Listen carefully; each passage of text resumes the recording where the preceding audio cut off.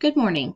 The objective for today's lesson is for learners to follow ethical and legal guidelines for gathering and using information by evaluating information accuracy, validity, social and cultural context, and appropriateness for need.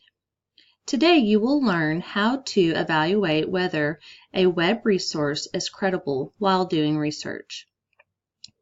Why is this important?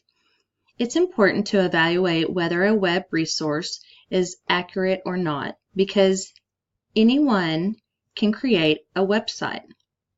There are not standards to go by when creating a website, so anyone can create a website and put any kind of information on that site, whether it is true or not.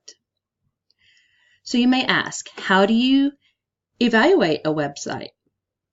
There are 3 parts to the discussion board on your screen. Each part will help you understand how to determine the credibility of a resource.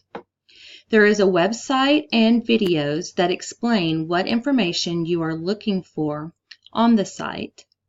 You have several checklists to choose from that will lead you to know if the site is credible or not. And there are 2 practice websites. Before you begin your internet research, you will complete the 2 practice website pages using one of the checklists to determine whether the information is credible or not. Happy evaluating!